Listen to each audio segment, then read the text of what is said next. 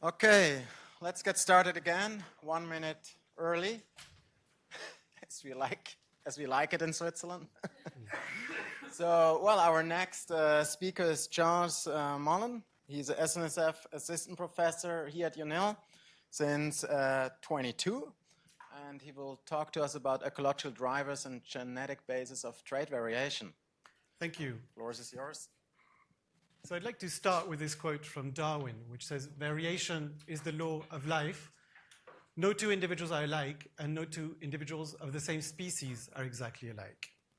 And indeed, within virtually all species, individuals vary in every way measurable, from their physiology, their morphology, their behavior, and their life history.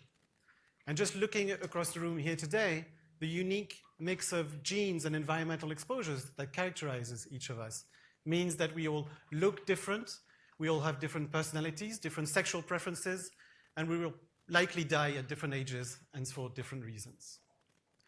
So to make this observation a little bit more quantitative, if I were to plot the distribution of a continuous trait like height, weight, or skin color in a population, the distribution would show up in one of two main patterns. If the population is homogeneous, like here the distribution of height in a woman's cohort, the distribution would be unimodal, with most individuals showing intermediate values and few extreme values.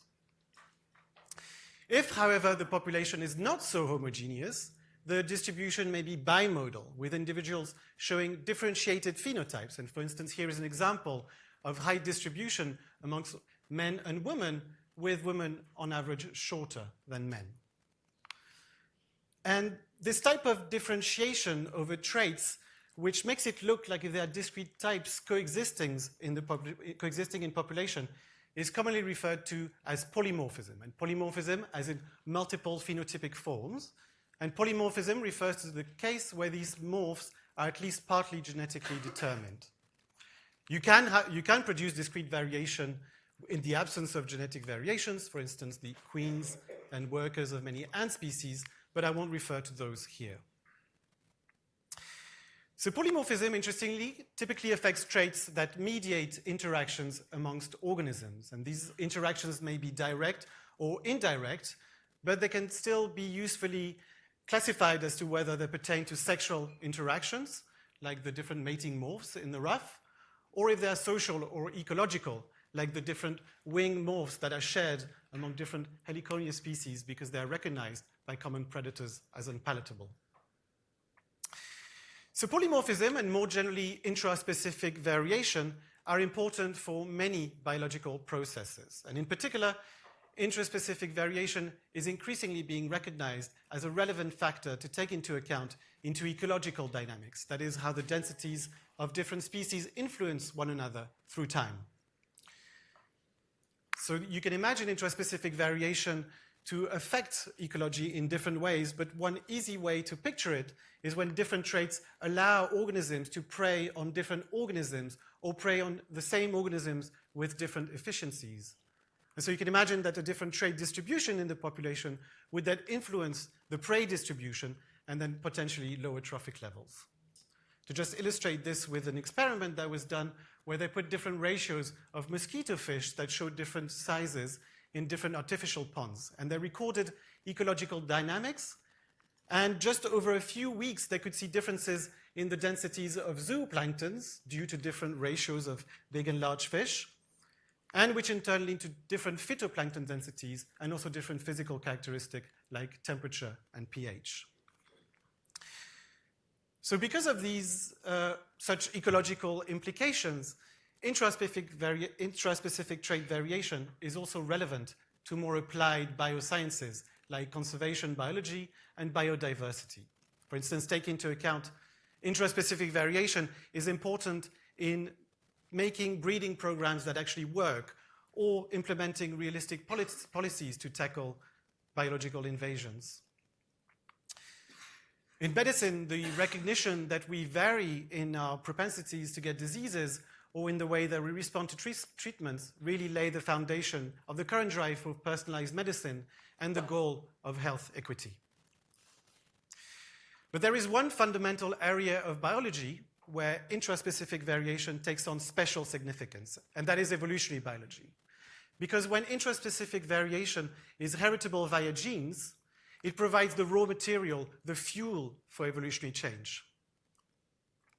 So to see why, let's consider a hypothetical scenario where you have a beetle population, and this beetle vary in the traits that they display. And that these traits are inheritable, so that offspring tend to resemble their parents. And let's assume further that brighter beetles have a bitter taste, so that predators are going to learn to avoid them. So brighter beetles are then more likely to survive and then reproduce. And when they reproduce, they make offspring that resemble them. So over time, the result of these three ingredients is that the proportion of the different color variants in the beetle population is going to change so that eventually it is better adapted at evading predators. So this is evolution by natural selection. And dynamics of the sorts are what leads to the apparent fitness of form and function that characterizes the natural world. It is what explains when we go out and look at a natural population, it seems so well adapted to its natural environment. But these evolutionary dynamics also beg the question of what of polymorphism? Because if selection relentlessly favors the fittest morph, shouldn't all the other morphs be eliminated and polymorphism along with it in the long run? Well, in fact, for polymorphism to be maintained, natural selection must have a spatial behavior whereby it is negative frequency dependent, meaning that the fitness of a morph depends on its frequency, such that being rare provides a fitness advantage. And in that way, by always favoring rare morphs, selection maintains the coexistence of multiple types in the population. How this happens, however, is not necessarily straightforward because it requires some kind of feedback such that, as Lewontin put, a morph becomes its own worst enemy because its fitness decreases as it becomes more common. So to give you a simple and classical example that may help you visualizing this is the sex ratio selection. So suppose that females can control the sex of their offspring and that most females in the population produce daughters. Well, then a female that produces sons will have an advantage because her sons will easily find mating partners and reproduce and therefore spread her genes. But conversely, a population in which most females produce sons, a rare female that produces daughters will enjoy greater fitness and therefore its phenotype will spread. Now the frequency dependence here in this example is very easy to visualize and is very easy to characterize, but oftentimes we may well observe a polymorphism and have good evidence that it's been around for quite a long time, but nevertheless still not really know what drives the frequency dependence and therefore still not really know how is adaptation going on in this system. So understanding the causes and consequences of polymorphism in traits that mediates interactions within and among species has been the primary aim of my research for the last 10 years or so. And this goal raises three broad questions. The first is, what are the ecological drivers of negative frequency dependent selection? Because the problem is often that fitness is influenced by so many different factors that it can make it very difficult to isolate what really drives the emergence of polymorphism. The second question is, how does the genetic basis of traits evolve under frequency dependent selection? Because selection may well favor well-differentiated morphs, but can genes provide this variation and also maintain it? And finally, what are the ecological and evolutionary implications of polymorphism? In particular, what are the knock-on effects on population demography and local community to have highly differentiated types coexisting in the population? So to answer these questions is complicated because it requires teasing apart the feedbacks that occur between different levels of biological organization, from how genetic variation leads to variation among traits and amongst organisms, and then how this variation influences interactions within and between species, within communities, and then how this feedbacks onto their fitness and natural selection on the gene pool. So to tease apart these feedbacks, I blend mathematical and computational models with various branches of biology, like quantitative and population genetics, ecological dynamics, and evolutionary game theory. And a mathematical model is very much like an experiment, whereby there is this maxi world out there that we're trying to understand, so we reduce it to a mini world with few variables that we can control to test hypotheses and understand underlying processes. But rather than focusing on one specific organism, my approach is primarily conceptual, with the aim of applying across different systems.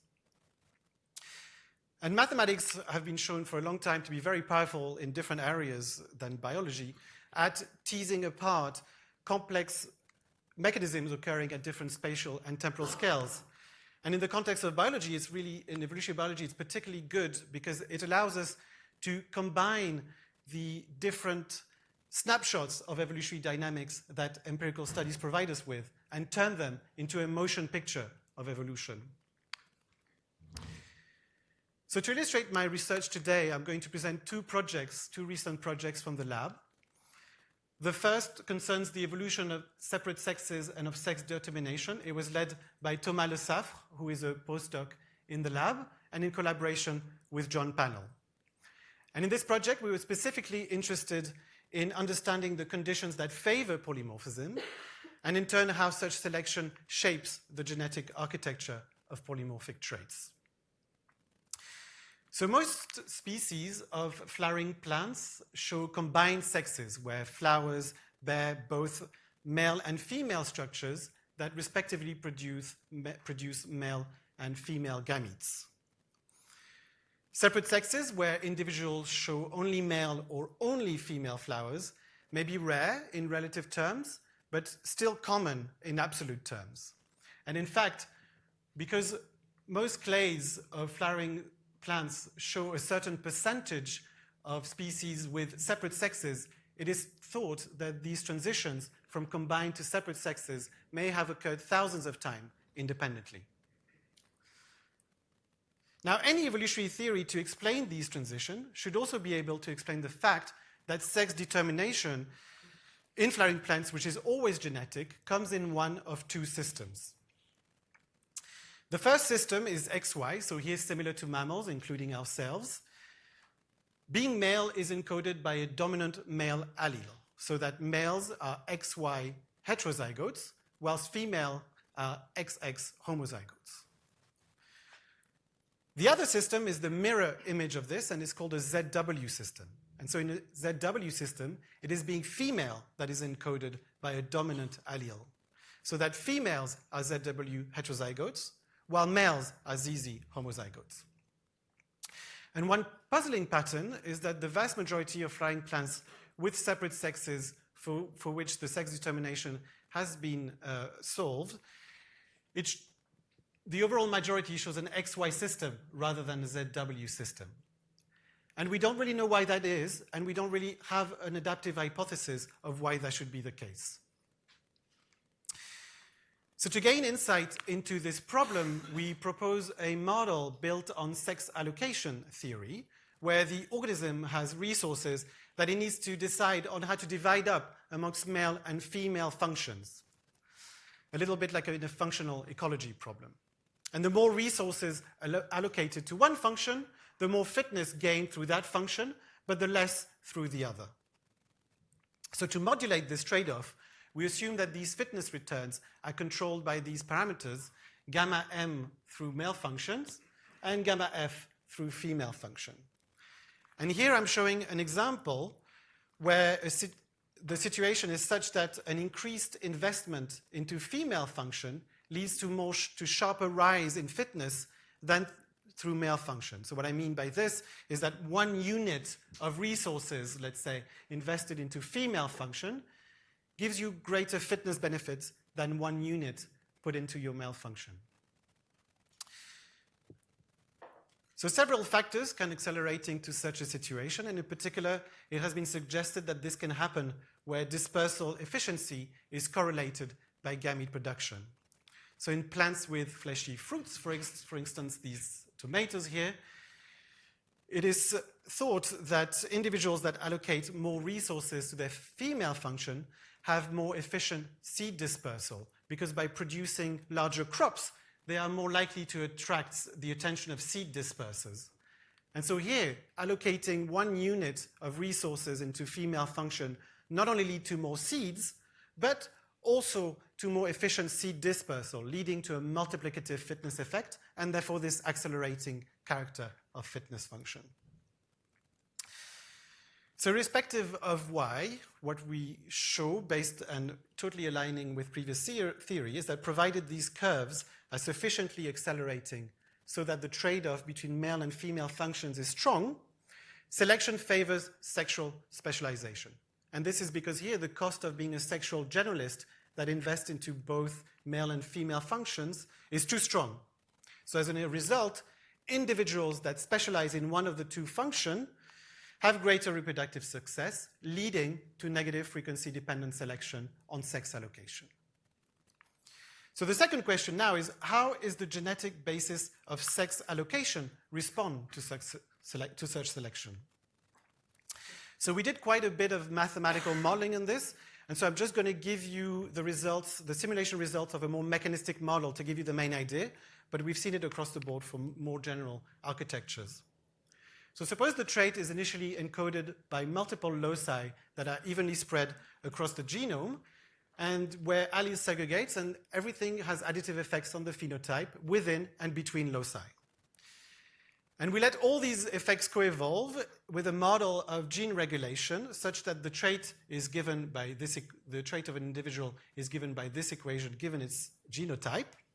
And mutation essentially can affect both cis-regulatory and coding sequences, allowing for the evolution of effects both within and between loci. So I'm going to show 2 graphs to see the results. So on the top, we're going to see the contribution per locus to the trait to give us an idea of the genetic architecture. And in the bottom is going to be the trait expressed by each individual in the population. So the top is going to give you genetic architecture, and in the bottom will give us an idea of how trait variation in the population responds to such genetic architecture. And to see the effect of negative frequency-dependent selection, I'm going to assume that up to generation 200, which here is scaled to mutation rate, selection favors combined sexes and only turn negative frequency-dependent selection later.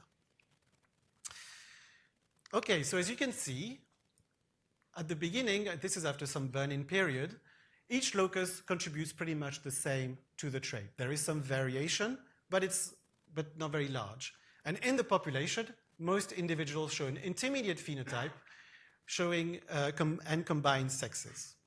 Okay, so what happens when we turn on negative frequency-dependent selection? Well, what we always see is a dramatic concentration of the genetic architecture, where one by one, all but one loci are silenced, while the effect of the remainder locus keeps increasing until eventually the trait variation is essentially captured by a single locus, where at equilibrium 2 alleles segregate, one coding for male phenotype, the other one coding for female phenotype, and one always dominant over the other, therefore leading to an XY or ZW system. And as you can see, this dramatic concentration of the genetic architecture allows then the gradual differentiation of male and female phenotypes in the population, eventually showing well-differentiated separate sexes. So what we were surprised with, and something that we did not expect initially when we started this project, is to see that whether an XY or a ZW system is actually not random. Instead, this evolution depends on the trade-off between male and female function, and in particular, XY system of sex determination is favored when fitness increases more rapidly with allocation to female function. And in this plot, I'm showing a case of random mating, where you can see that roughly the area for favoring XY or ZW is the same. And what we showed also is that in the presence of partial selfing and in breeding depression, this symmetry is broken in favor of XY system.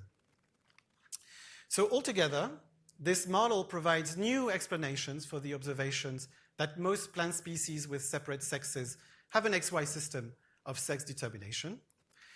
This should be expected either where ecology is such that fitness through female function increases more rapidly than male function, or where partial selfing causes significant fitness depreciation due to inbreeding depression. Okay, so once there are separate sexes and sex is determined genetically, this has many ecological and evolutionary implications. And one implication that we investigated with Ewan Flintham during his PhD were the demographic consequences of sexual conflict.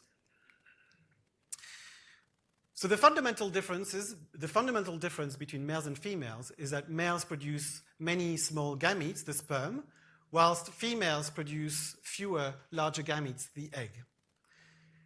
And because of this, males tend to have a greater reproductive potential than females in species where offspring require little care. So when that is the case, male fitness keeps increasing with the number of matings that they get, whilst that of females rapidly plateaus as all her eggs have been fertilized. Male reproductive rate in this case is limited by females, which causes greater reproductive variance in males. And this asymmetry among these sexes lead to a conflict where males should aim to mate with as many females as possible, while females should mate with the one or few males who provide her with the greatest benefits. So just note that although this asymmetry is common, it's certainly not universal. It can be reversed so that it is females that show greater reproductive variance. And there are many examples of such sex role reversal, such as leading to such things as male pregnancies, like in seahorses, where males carry fertilized eggs in a pouch until giving birth. But for simplicity, let's assume that it is females that exercise choice, and they can base this choice on receiving two types of benefits. She may seek non-genetic benefits, like good resources or good parental ability, like it is thought to happen in bullfrogs, where females prefer males with territories in ponds that show lower predation risk for their offspring. Alternatively, or in addition, a male may seek genetic benefits.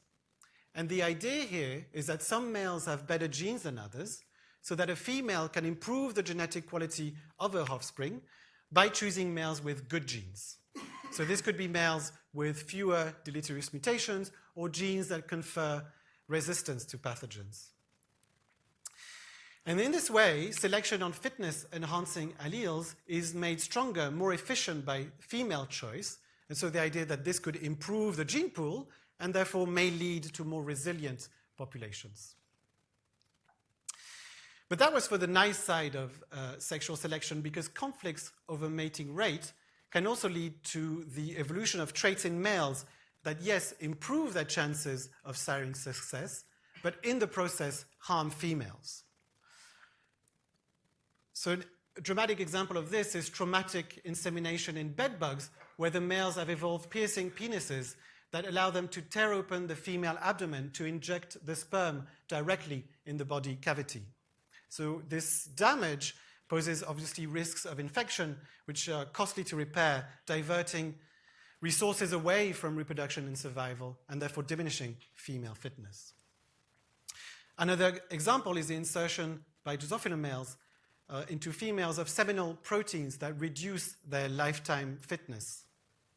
And the evolution of such traits may seem counterintuitive at first. Why would males reduce female fecundity and reduce the number of offspring produced? So this is a good reminder that for natural selection to favor a trait, all this trait has to do is do better than the other alternatives. So as long as harming ensures that a male gets a larger share of the offspring, this harming will evolve, even at the expense of the fecundity of females, including that of partners. So current theory on male harm is based on the assumption that it is a hardwired behavior. But many behavioral traits, and many traits in general, show condition dependence, and this is especially true of sexually selected traits. So condition dependence, the idea is that individuals that are in better conditions, so either have better genes, have been better provided, have fewer pathogen load, are better able at expressing larger, more competitive phenotypes. And the implications of this for female fecundity in the context of male harm is not necessarily straightforward from the outset. Because on the one hand, you could think, okay, well, male competition is going to improve male genetic condition. And if genetic condition is the same amongst males and females, this should increase female fecundity and thus boost population viability. So this is essentially the good genes effect. On the other hand, high condition males may also express greater harm and therefore reduce female recruitment. So in this case, population in good condition could be less viable due to sexual selection and sexual conflict. So to disentangle these effects, we developed demographically explicit models of sexual conflicts where three traits co-evolve. One trait is conditions, which here can be thought as the number of deleterious mutations carried.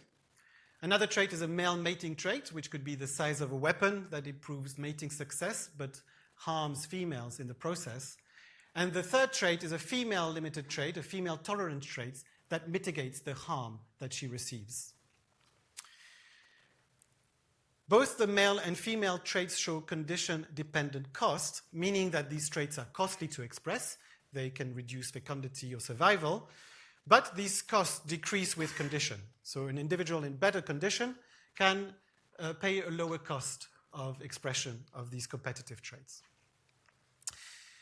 We'll also allow both traits to being plastic in the sense that their expression can depend on one's condition. So what is evolving here can be thought of as the reaction norm to condition. But to see the effect of condition-dependent male harm, let's first assume that cost and trait expression are condition-independent and that the trait causes no harm. And I'm going to turn these effects one by one to see their effects on trait evolution on the top and on the population size and demography on the bottom. Okay, we see first that due to the effects of male-male competition, the male phenotype in blue evolves.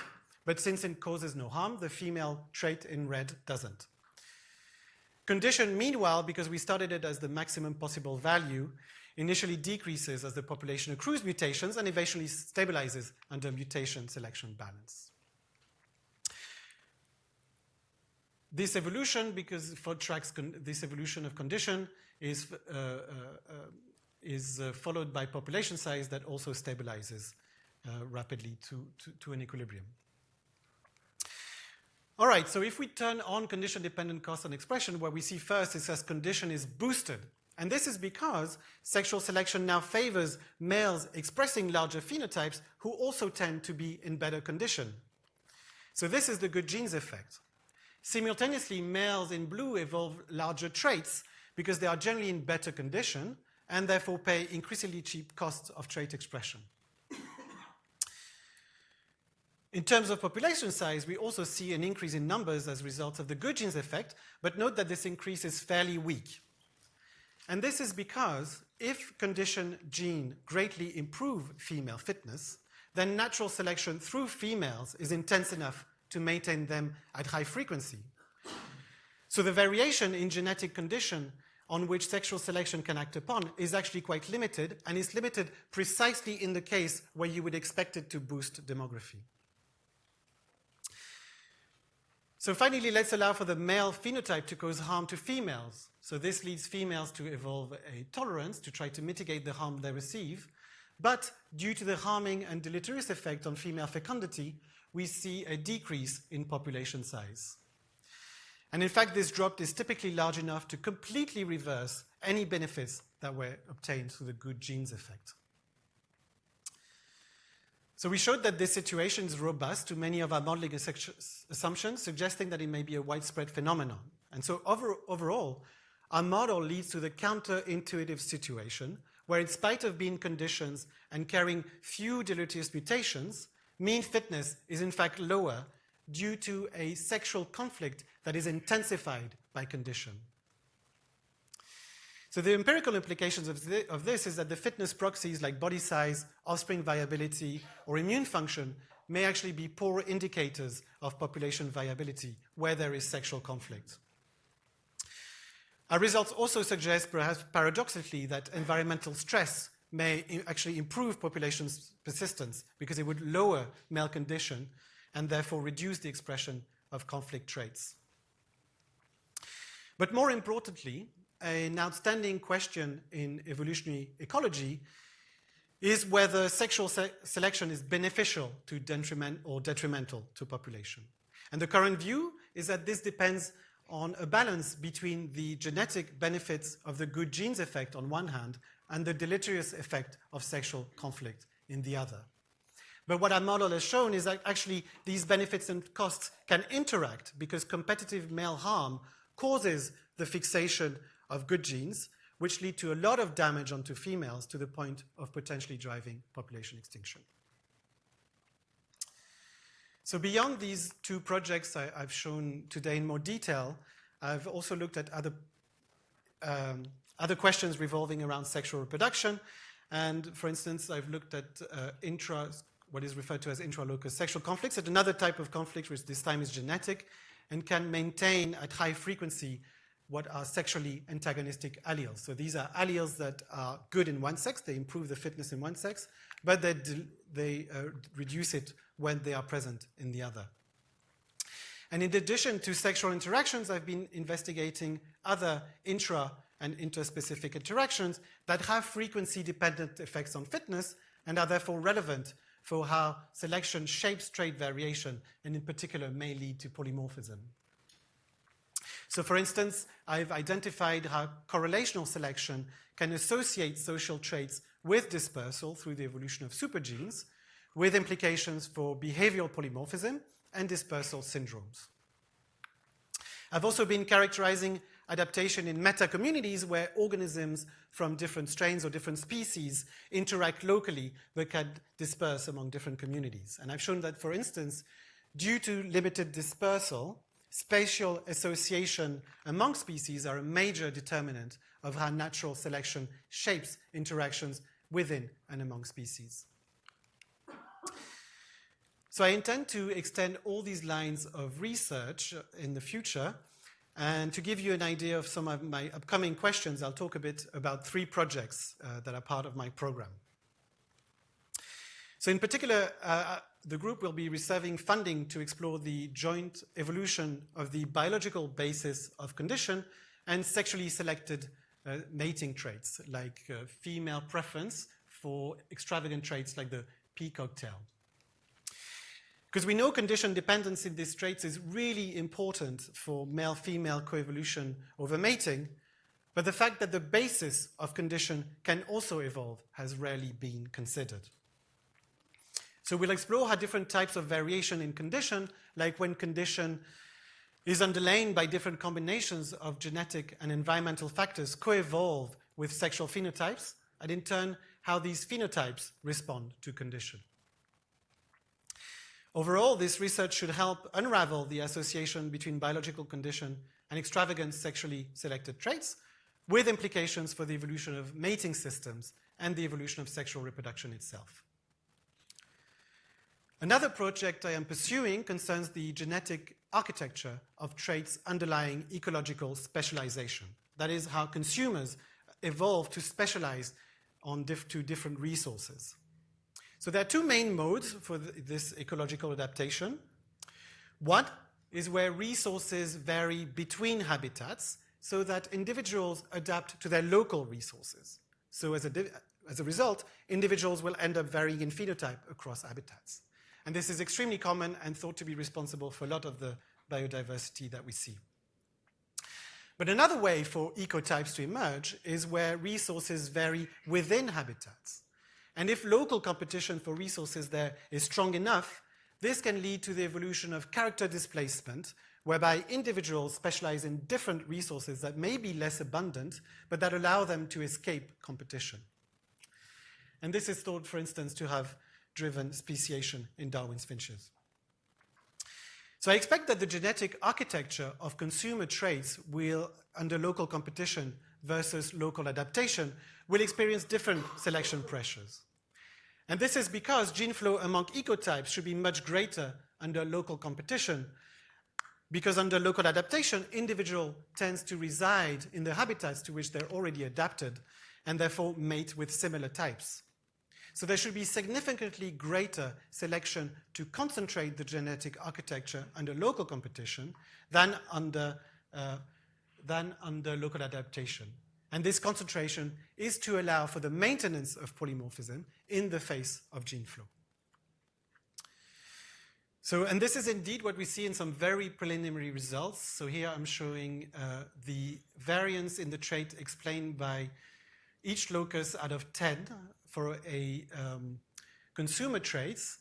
And what you can see is that quite rapidly in the local competition case, the genetic architecture has concentrated quite rapidly to be explained by mostly 3 loci, whereas under local adaptation, it's much more diffuse. But note that there is a polymorphism in both cases. So I also intend to investigate how genetic architecture co-evolves with assortative mating, as these two are expected to interact, because on one hand, assortative mating can modulate gene flow amongst ecotypes, while on the other hand, genetic architecture can modulate the consequences of this gene flow. So altogether, this research will carry implications for adaptation and speciation. I'll also be investigating the emergence and maintenance of polymorphism. Okay, sorry, I thought you were saying hi. 5 minutes, okay. I'll also be investigating the emergence of maintenance of polymorphism in traits that have long-term environmental effects. Okay, because through the consumption of resources, the release of pollutants, or just engineering of the external world, most, if not all, organisms modify and transform the environment they inhabit. And these transformations can last for generations and therefore impact the fitness of descendants.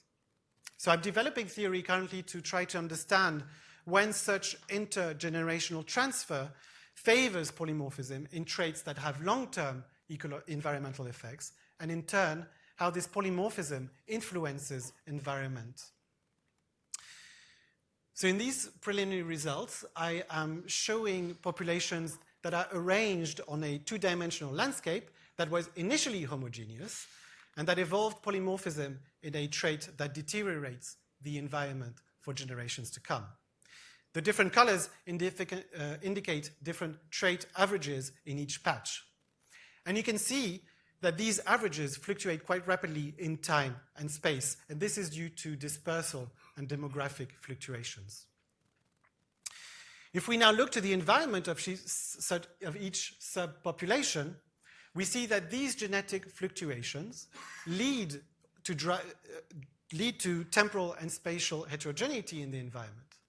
But notice how these environmental fluctuations occur more slowly than genetic fluctuation, and this is because of these long-term environmental effects that traits have. So what this means here is that the environmental harm done by a group, even transiently in the past, can be felt for generations to come in the future. So this research should help understand intergenerational environmentally mediated interactions, and perhaps also allow us some reflection on why there is so much variance in the way we ourselves apprehend ecological dilemmas, and therefore why there are so many difficulties in resolving them. But more broadly, these projects continue to work towards a greater integration of the different levels of biological organization that are involved in evolutionary ecology, from genes through organisms to populations and communities, with the ultimate aim of understanding how adaptation unfolds at all these levels, and how it leads to the diversity of life forms within and among species. So on this, I'd like to thank several collaborators. My group, that's been really fantastic in spite of starting in the middle of pandemic and being remote for most of a year. The SNSF for funding, and you for your attention. Thank you very much.